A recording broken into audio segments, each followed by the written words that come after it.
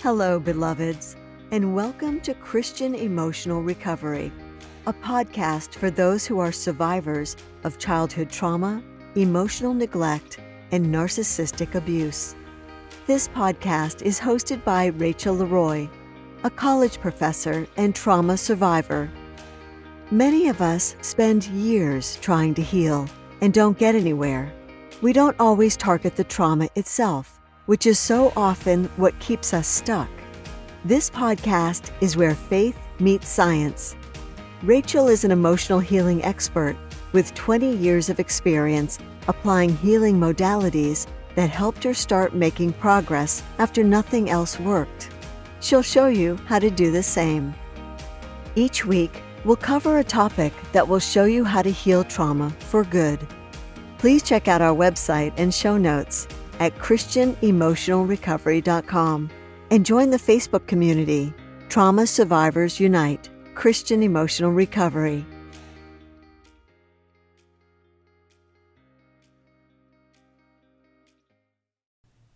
Hello everyone, and welcome to Season 4, Episode 4 of Christian Emotional Recovery. I'm your host, Rachel Leroy, and I am so glad to be here. Thank you for joining me for podcast number 4 of Season 4.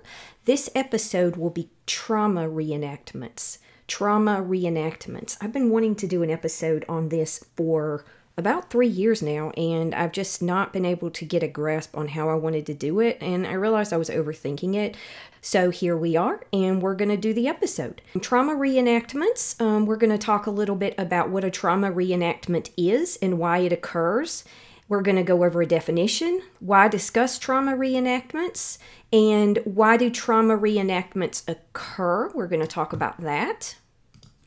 And then we're going to talk about reenactments in our close relationships based on one of the articles we're using. What are ways to heal, prevent, and overcome reenactments, specific practices that can help us overcome them, and other practices that can help us overcome them as well. And then some closing thoughts. Before we get started on the episode on trauma reenactments, please keep in mind that you can subscribe to the YouTube channel. I will hopefully have videos out in the near future. I've had some health issues, so I'm doing the best I can right now, and I will put some out as I'm able sometime this year. Keep in mind that you can join the Facebook group. The Facebook group is ChristianEmotionalRecovery.com, and so is the YouTube channel, same name, Trauma Survivors Unite Christian Emotional Recovery. You can go to the group for support, encouragement. There's other people in the group that post wonderful encouragement in addition to what I post, and you can get feedback, and you can get community and empowerment and updates on the podcast and the platform, and weekly Monday memes, which include that encouragement. I post a meme in the discussion there at least once a week, and then I'll post other things that I find on Facebook that I think would be valuable and encouraging to you as well. So keep that in mind. Also keep in mind that if you would like to contribute to the podcast, I am, like I said, doing this out of time that I might be working and having a lot of health issues. That does make it challenging, so I do appreciate any help I can get on the podcast. And Patreon is the best way to contribute. You can contribute monthly there. I want to thank some of my subscribers who have contributed or are contributing. Thank you so much for your contributions past and present. You can see the Patreon link in the show notes, as well as the links to the other places I've noted. And also, if you'd like to make a one-time subscription, a one-time donation, you can do that at Ko-Fi, ko-fi.com, linked also in the show notes. For other information on the podcast and freebies, you can go to ChristianEmotionalRecovery.com, and there's also, my main website has more on the podcast, which is RachelLeroy.com, RachelLeroy.com. So let's go ahead and jump straight into this episode so that we can learn more about trauma reenactments, what they are, and why we're discussing it, and ways that we can overcome those. Because trauma reenactments are tricky and difficult. Kind of like we talked about shame last time. And shame is one of those deep, difficult core wounds Our trauma reenactments come from those core wounds. So there's a connection, even though this is not a series, between shame, which helps to create, and trauma helps to create some of those patterns and what's conditioned in our brain. That's why we do the rewiring, right? That's why we get trauma out of the body, because those are two ways that we start to heal and change those trauma reenactments. But the trauma reenactments come from inside of us, and they come to the surface in our lives, and they're expressed in ways that actually manifest in our lives. And so by attracting certain things into our lives, I'm not blaming. There's no blame here. There's no shame here. There's no condemnation here. Remember, there's no condemnation for those who are in Christ. So this is not about shame or blame. This is not your fault. If you're programmed a certain way to reenact certain patterns in your life that are not healthy, that's not your fault. It's not your fault at all. It's a matter of understanding it and understanding where it comes from and giving yourself patience and grace and kindness, just like you would somebody else in a similar situation, within reason, of course, with somebody else, right? We don't accept abuse and stuff. We set boundaries with people, and we set boundaries especially with people who are unhealthy and toxic and so forth and so on. But let's go ahead and jump into the trauma reenactments. I'm using articles as always, or as usual, to back what I'm saying, because I don't want you to just think I'm pulling this out of my shoe. I'm actually using research, as I usually do. I'm a scholar, and I believe in using scholarly research for talks that are more specific. I also do talks sometimes that come from my heart, and they're not necessarily research-based. I think there's a place for both. And so today we're doing something that's more research-based, but this is also a topic that's near and dear to my heart, because it's an area where I know I need to keep working, and where I want to learn. I put it out there on the podcast because I know that there's probably a lot of other people that could benefit from it as well. So here we are. So the concept of trauma reenactments. What are trauma reenactments, and why do they occur? So a definition of a trauma reenactment is a term co-opted in the psychological trauma literature by Dr. Bessel van der Kolk to refer to specific actions, behaviors, or relationship patterns associated with one's history of trauma that are repeated by that person in subsequent situations or relationships. So let me step back here for a second. Dr. Bessel van der Kolk is basically the father of trauma research, and I'm constantly recommending his book, The Body Keeps the Score. If you want to start one place with trauma, and you want to learn about it and how it works and how you can heal it, start with Dr. van der Kolk's book. That's VAN space DER space KOLK. And that's The Body Keeps the Score. And I will note that in the show notes. I'll add that to the show notes. Let me go back to the definition. It's a term co-opted or created in the psychological trauma literature by Dr. van der Kolk to refer to specific actions, behaviors, or relationship patterns associated with one's history of trauma that are repeated by that person in subsequent situations or relationships. Repetition may be intentional, compulsive, or unconscious in nature, and can include returning to dangerous locations in which assaults occurred, or pursuing romantic partners with behaviors and personality features similar to those of past perpetrators. So that's a pretty hardcore definition, so let me add some context to this. First of all, if you're doing this, in most cases, it's not your fault. Second of all, people tend to come to and are unconsciously attracted to similar patterns and behaviors that they found in their childhood in people.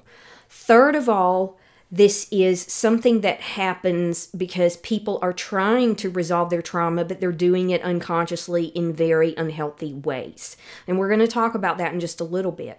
So what are trauma reenactments and why do they occur? The trauma reenactment may be reliving a similar situation in relationships. That's the number one that you hear about. You see all kinds of YouTube videos and books and stuff about love and romantic partners and narcissistic abuse in relationships and stuff like that. But this doesn't just happen in romantic relationships, though it does. It also happens in other relationships, and it happens in other areas of our lives. But it says the reenactment may be reliving similar situations in relationships, circumstances, experiences and choices from past ones, whether one is doing this unconsciously through no fault of their own or through conscious choices. Reenactment is also called repetition compulsion. So keep that phrase in mind. It comes back. It's a similar term, but it's not exactly the same. Repetition compulsion. And we'll come back to that term a little later. Okay, so why do we discuss trauma reenactments? Why is that important? And why have I chosen this as a topic for today's podcast? That's a very good question. So reenactments in some ways are the roots of many or most of our current repeated traumas now. That's no small thing. That's a big thing. I'll say it again. Reenactments in some ways are the roots of many or most of our current repeated traumas now.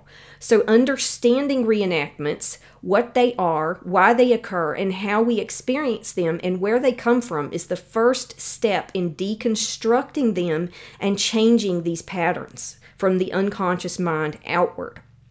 Understanding where these patterns come from, the compulsions and unconscious patterns that contribute to them, and becoming aware of ways to stop this process through therapy, trauma healing, God's help, and body work, among other strategies, is a step towards overcoming and, in time, stopping these patterns so we can live the life God intended us to live.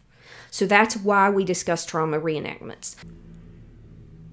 And of course, everybody has their own reasons, and if you come up with your own authentic reasons to motivate you, you're more likely to stay on the healing path and continue to do this work successfully. So why do trauma reenactments occur?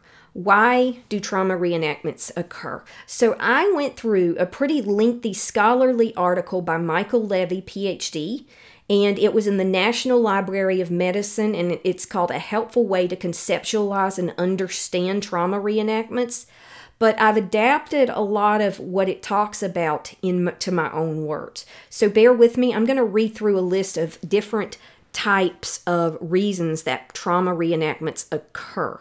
And there are others, and this may not be all of them, but this is what the research shows based on studies.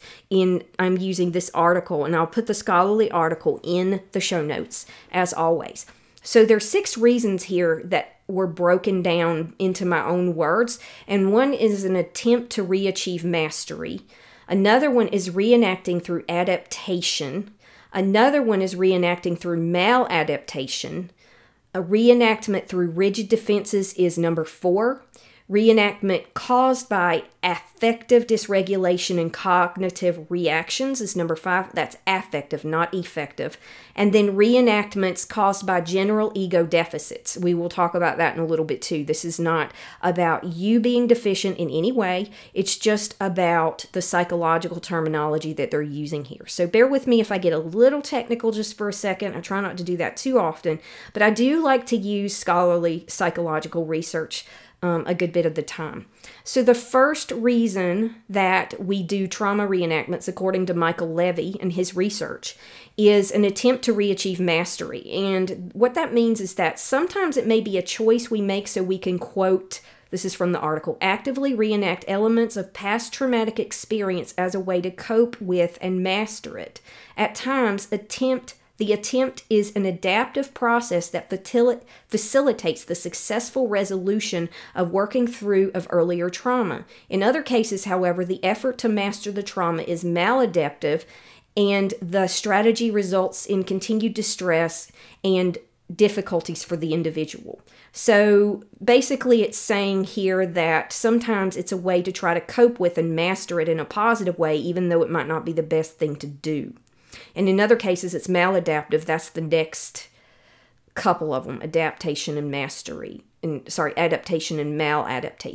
So Freud, we all know Freud, right, stated that those who do not remember past trauma may have the drive to repeat the repressed experience in this present life. I'll say that again. Freud stated that those who do not remember past trauma may have the drive to repeat the repressed experience in their present life. That is why doing the healing work and taking ownership of trauma healing is so important. So that's the first one.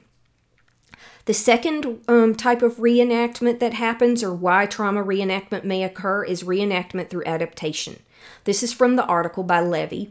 It has been suggested that actively reenacting past trauma can provide an opportunity for an individual to integrate and work through terror, helplessness, and other feelings and beliefs surrounding the original trauma. There's a lot of research on that. That's the end of the quote. So, in other words, this is a healthier form of attempting to master our trauma, where we may put ourselves in a similar situation by trying to adapt through re-exposure or trying to master our old traumas by facing them. It's a good motive, but it sometimes doesn't always work. So this can be re-traumatizing or be healing, but it depends on the complex set of variables as to the outcome. That's why I argue that having a therapist so they can help you through the nuances of this tricky stuff can be so helpful. And your experience can also give you insights and wisdom into what to do and what not to do as well. But it's an art form. It's not perfect. It's a process. And it says this motivation may be well-intended, but it can be re-traumatizing as well. So that's number 2, reenactment through adaptation. Number 3 of why do trauma reenactments occur? Reenactment through maladaptation. And this one is a person may unconsciously seek out situations that are familiar because trauma is a familiar experience. They may become victimizers and abusers themselves if they were abused, for example, or they may end up in situations in future relationships that are similar to previous experiences where they were abused. For example, narcissistic abuse. If one of your parents was a narcissist, you're more likely to end up with a narcissist. Great, right? It sucks, but that's how the pattern works. But there is hope that you can get out of it. And then continuing, this is unconscious and not the person's fault. It's not your fault, but it is an unconscious pattern, and it is what is habitual and familiar. This is why becoming conscious of the unconscious is so vital. I'll say it again. This is why becoming conscious of the unconscious is so vital, because it's habitual, it's familiar, and we are not necessarily conscious of it. So becoming conscious of it in a healthy way can help us to start to understand ourselves so we can start to overcome this. So the 4th way that trauma reenactments occur and why they occur is reenactment through rigid defenses. So this one is trying so hard to avoid the situation that someone leads themselves to the very problem they tried hard to avoid. Oh, great, right? So, for instance, people who are afraid of abandonment because they were abandoned as a child, either figuratively or literally, might be rigid and controlling and insecure in relationships based on their fears, or they might be clingy in unhealthy ways. And this might cause them to repeat this experience because the other person might end up leaving or abandoning them. Again, that's harsh reality, and it's not the person's fault, but that's one of the patterns that occurs in trauma reenactment. Okay? And it's something that's why you need to be so kind to yourself and give yourself space to heal. So why do trauma reenactments occur? Number 5, reenactments caused by affective dysregulation and cognitive reactions. That's affective, not effective. Okay? Reenactments caused by affective dysregulation and cognitive reactions, or through difficult emotions in similar situations. I put that in my own words so it's more palatable, I guess. So through difficult emotions in similar situations. When people have not integrated and healed past emotions from similar traumatic experiences, then when something similar happens, whether it's a true threat, the same feelings will come up again, leading to a reenactment in some cases. This is not to blame the trauma survivor, but it is an unconscious response. So affective dysregulation and cognitive reactions, reacting to a situation that you know is traumatic and you react in a similar way with those emotions. Not your fault, but it does happen. For example, fight or flight in a situation that is anxiety-inducing, or something that makes you angry. That anger is going to come up, right? You have to deal with that anger to be able to heal it, or the anxiety, or whatever the case may be. Last one. So the last, why do trauma reenactments occur? Number 6 is reenactments caused by general ego deficits. This is a terminology. I'm not calling anybody here deficient or anything like that. This is just a term, okay? Again, not the fault of the person, but this is about healing these areas. People in these situations are more likely to become addicted, have psychological problems, and not make choices that will allow one to heal. These lifestyle choices can cause reenactments because the person feels helpless and feels they cannot do anything about it. Because it's so pervasive and it's so embedded in your life, you literally think it's just, that's the way life is. You don't even question that this is something you can heal, that this is not how life is, that this is just a pattern inside of you, and that something can be done about it and you can heal. And so even though this is not true, that's how people will often think in reenactments caused by general ego deficits. The person is immersed in the trauma experience and can make choices that put them in situations that are more likely to put them in a situation of abuse, put up with unfair situations, and tolerate unhealthy situations. So it could just be, oh, well, there's nothing I can do about it anyway, or they try to find coping mechanisms that are unhealthy that can actually reintroduce certain traumatic experiences. So that's number 6.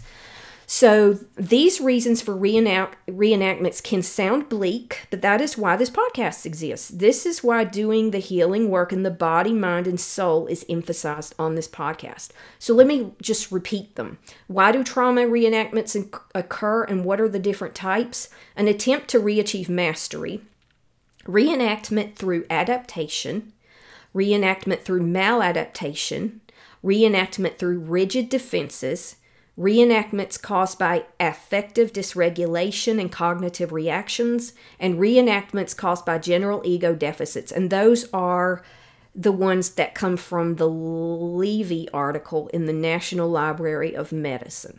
Okay? So that is some of the reasons for them and some of the types. I guess you could say it's kind of both. And then so reenactments in our close relationships. I thought it was important to really talk about this here because that's where most people get hung up, and that's where most people think about trauma reenactments. Yes, they occur in all kinds of situations, but this one really stands out to me as being one that really affects us more than anything else. Our relationships, that's everything, right? Our relationships are everything. The Psychology Today article is written by Annie Tanasigarn, PhD, and she writes Trauma Reenactment in Our Intimate Relationships. So that's the name of the article, and it's in Psychology Today. But I just wanted to hit some of the highlights of trauma reenactments in our relationships. I don't want to get too embedded in this and too dug down in it, but I do want to talk about it a little bit. So a couple of those main points from the article.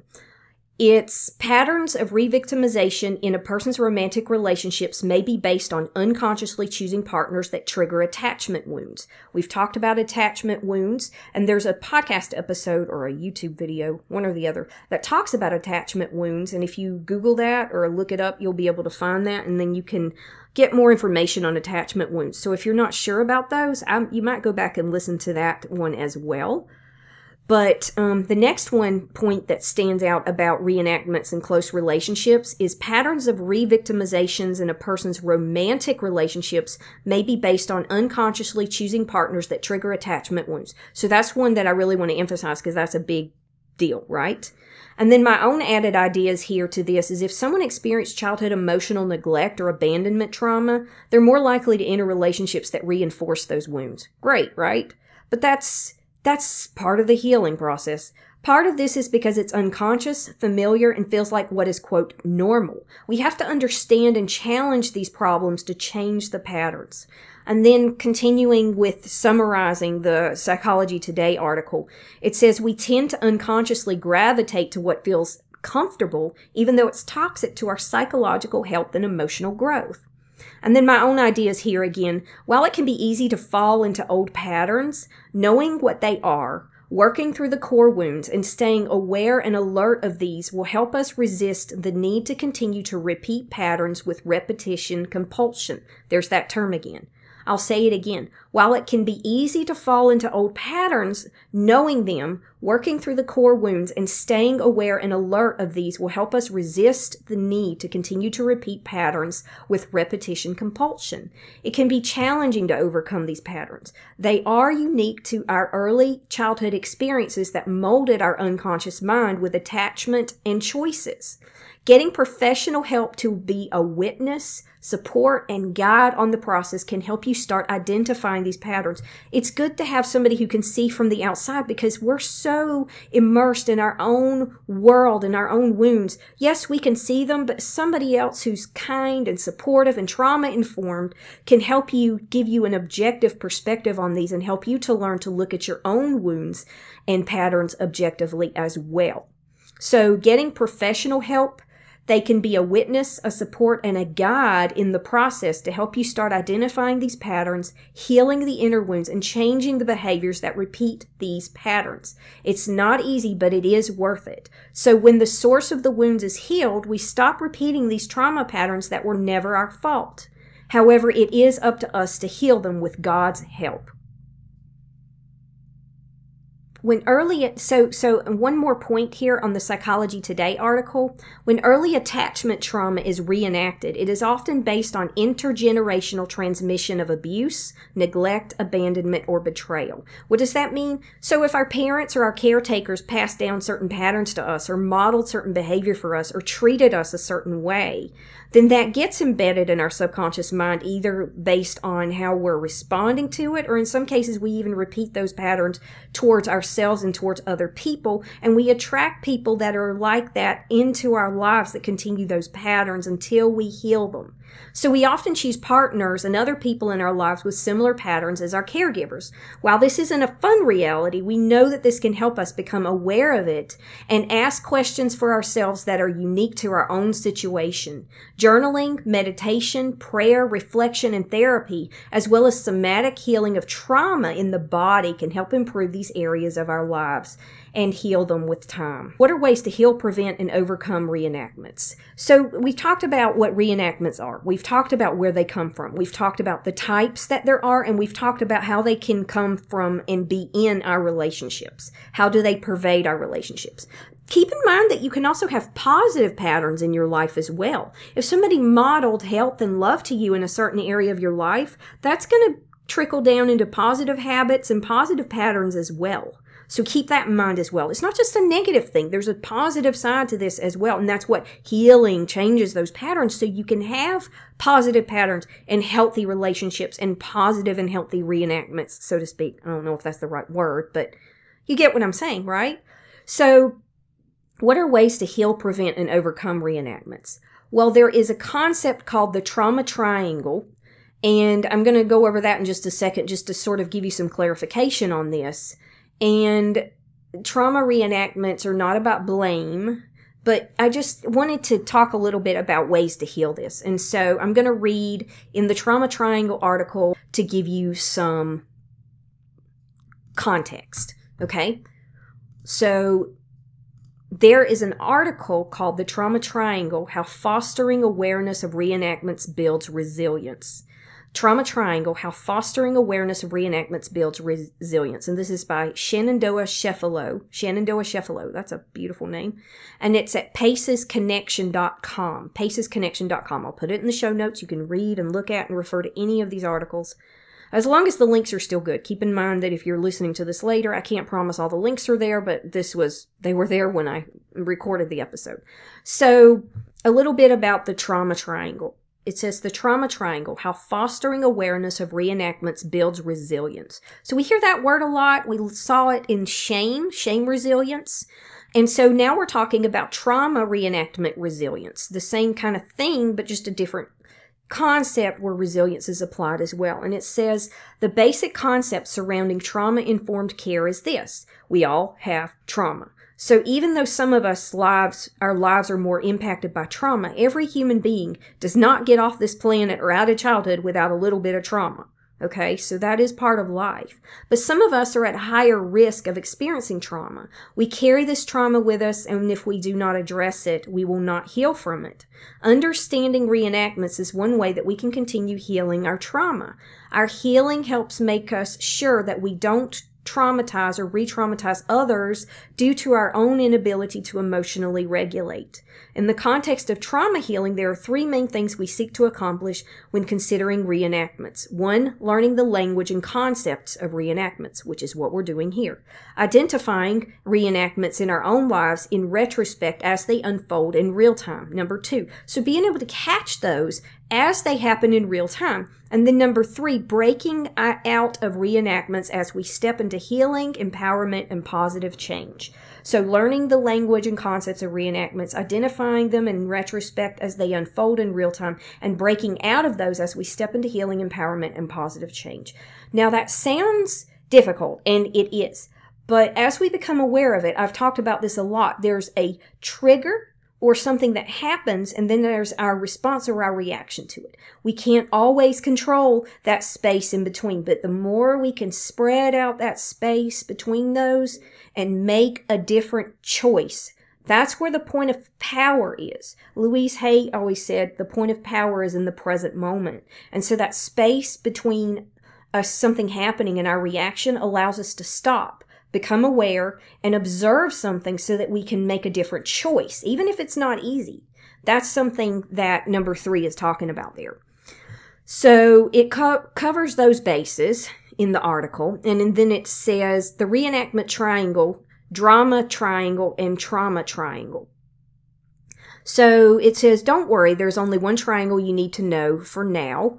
The reenactment triangle is also known as the drama triangle or the trauma triangle. We'll use these terms interchangeably. While the language varies slightly across different models, the concept is the same. And then it says Dr. Stephen Cartman developed the original drama triangle, which identifies 3 major roles people take on during reenactment: the victim, the persecutor, and the rescuer. I'll say it again: the victim, the persecutor, and the rescuer. In the drama triangle, the participants' mindsets are marked by blaming, entitlement, and helplessness. So this applies to the victim, blaming, the persecutor, entitlement, and the rescuer, helplessness. Again, this is not to judge or to condemn anybody. It's not your fault, especially if you're a blamer, if you're a victim or a rescuer. The persecutor, sometimes we're not aware of that, and then we become aware of it, we can stop it in its tracks, because we're all perpetrators at times as well. Even though we may be more victims, there might be times where we put these things on other people, put our trauma on other people, and while we may not do that on purpose, we may need to go back and apologize or make it right or fix that or do something better. So common thoughts may include, this is all their or my fault, they owe me, I should have done, said that, I didn't mean to. There's nothing I can do. It will always be this way. Things will never change. So there's a lot of detail here, and this is a really good article, but I'm not going to go into all of this.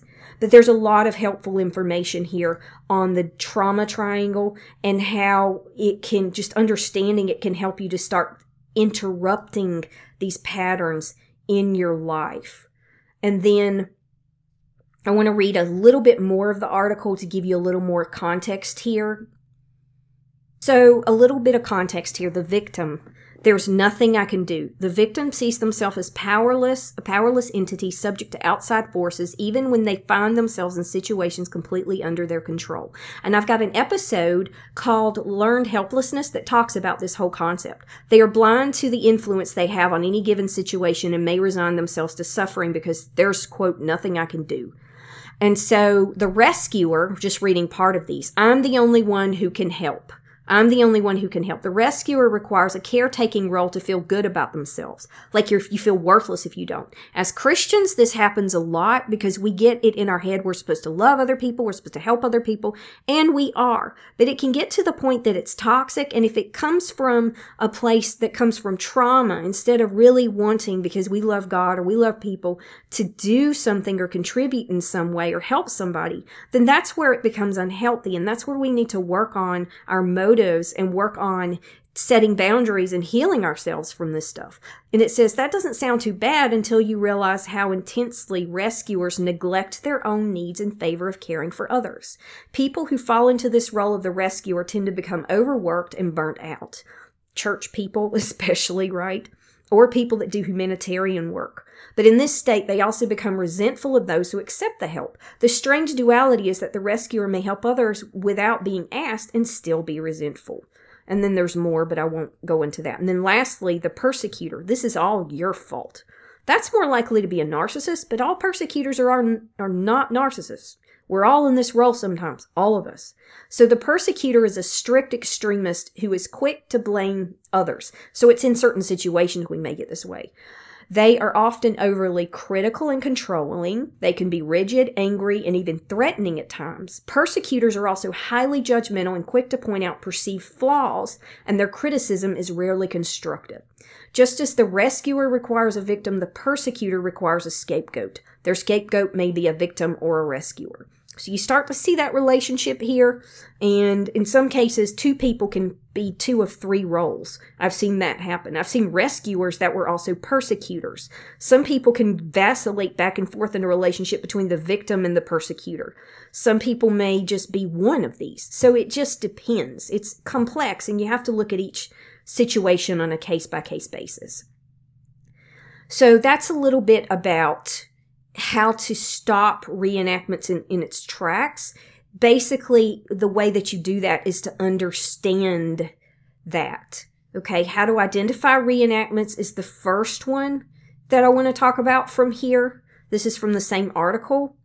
How to identify reenactments. Take a moment to consider a specific time when you were engaged in a reenactment. Why do you suspect it was a reenactment? Which role or roles did you take on? Which role or roles did the other person or persons take on?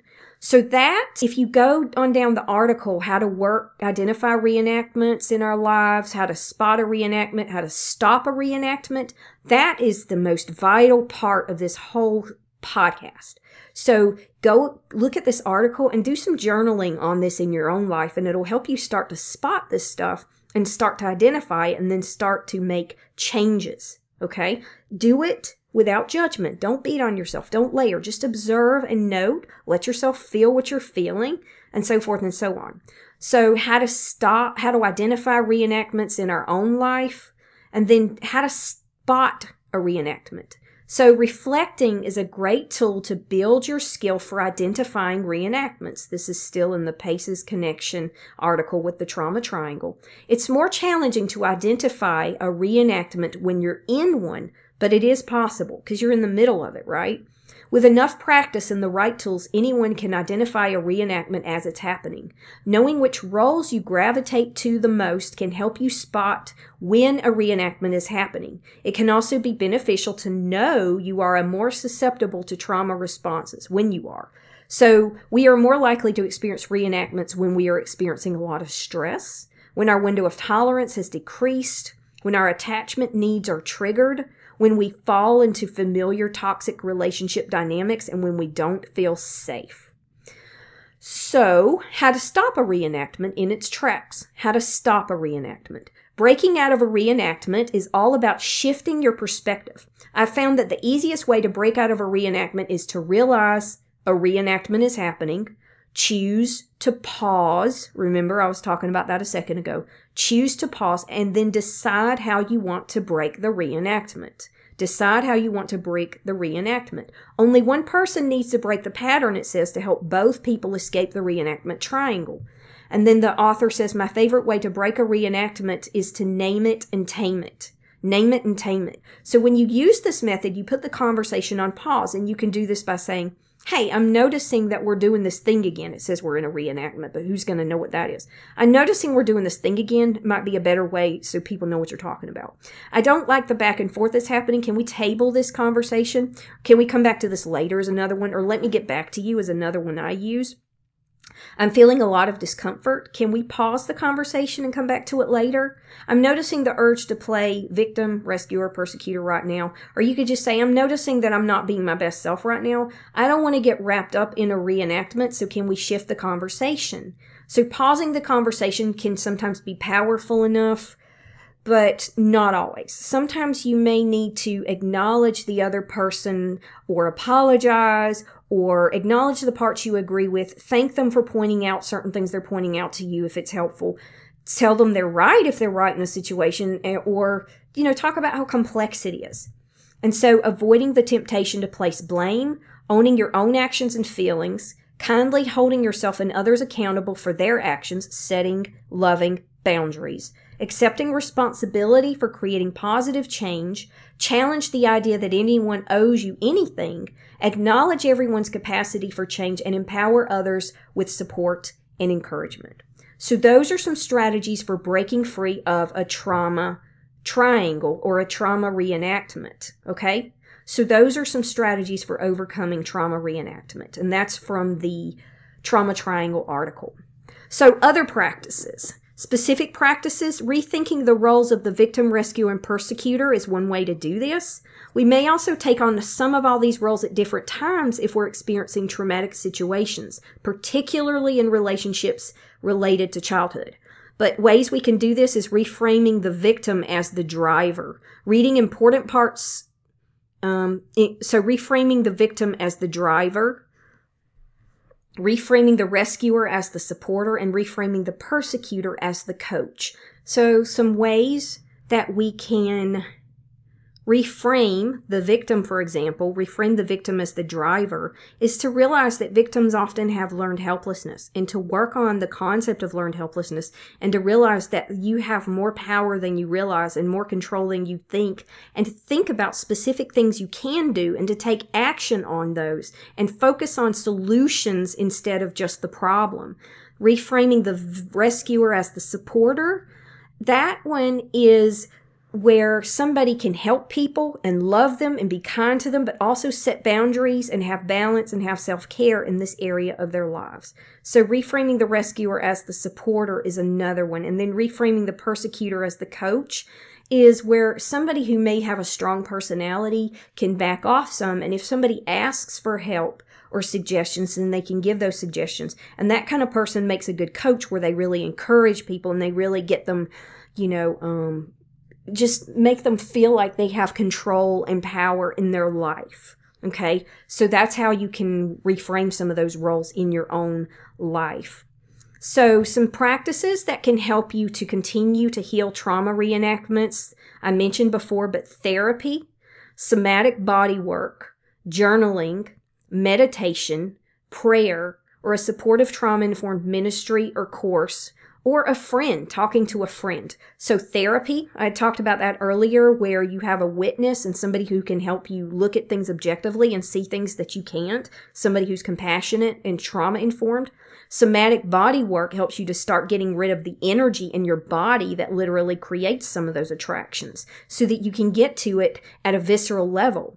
Journaling helps you to work through a lot of this stuff. You can work through a lot of the questions in the articles that I've shared and in other articles. Meditation, you can do the same thing. You can observe, and you can also just do meditations that help you to be calmer so that you can respond to situations better throughout the day. Prayer, God can give you insights, clarity, answers, and solutions as well. That's the number one source for all of these other things. And then a supportive trauma-informed ministry or course can give you more insights and understanding on this and help you to walk the path of healing as well. So that's basically what I wanted to talk about today with trauma reenactment. Keep in mind that it's a lifetime process, and it can take time to break and change patterns, and any progress is progress. So celebrate these victories and movements forward. You deserve to feel good about the progress you're making, even if it's small. Progress rarely happens overnight, and in big breakthroughs, those happen, they do happen, but they are rare. So it's the small choices to lower our voice, not engage, become aware of how we're feeling in our body, become conscious when a reenactment is trying to take place, and stopping it in its tracks at that moment. And if we notice that it's already started, we can still stop and back up and be like, whoa, you can still stop it. But it's easier when you do it earlier. And changing directions in the moment are some things you can do. So the more we make these choices, the more we reinforce positive and healthy patterns that replace our old, worn-out ones.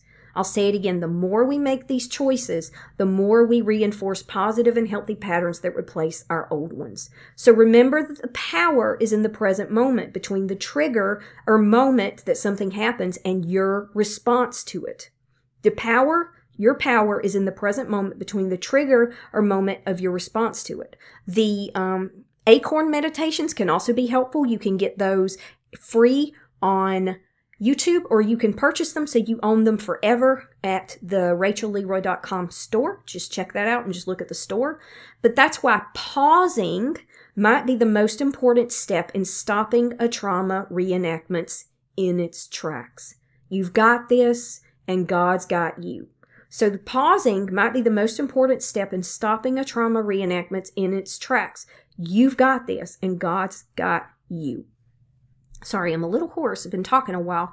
But so that is all I have on trauma reenactments. We went over what are trauma reenactments, a definition, why do they occur, and then we talked about why discuss trauma reenactments and why do trauma reenactments occur, and then we went over 6 types of trauma reenactments to discuss how they occurred. Then we went over reenactments in our close relationships, and then what the trauma or drama triangle is, and how it can help us to heal, identify, prevent, and overcome reenactments, and then specific practices that can help us as well. So I hope that this has been helpful. This has been an episode a long time coming. I've wanted to do this, and I just didn't know how to articulate it. This is probably one where I could do more, and I may in the future, but this is a good start and a good introduction to trauma reenactments, also known as patterns, and also known as repetition compulsion. They're similar, if not the same thing. So thank you so much for listening. Keep in mind that you can subscribe to the YouTube channel, subscribe to Christian Emotional Recovery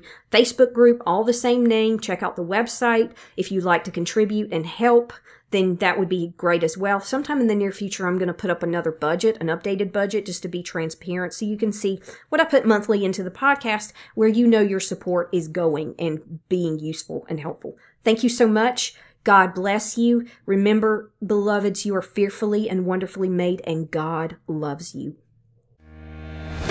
Thank you so much for tuning in to this week's episode of Christian Emotional Recovery, hosted by Rachel Leroy. For links to this week's resources and to join the discussion, check out this episode's show notes at christianemotionalrecovery.com, where you can also find links to our YouTube channel and Facebook group. Join our email list and get other episodes and resources. If you enjoyed the podcast, please rate and review the podcast and tell a friend who may benefit from this message. See you next time. And remember, beloveds, God loves you, and you are fearfully and wonderfully made.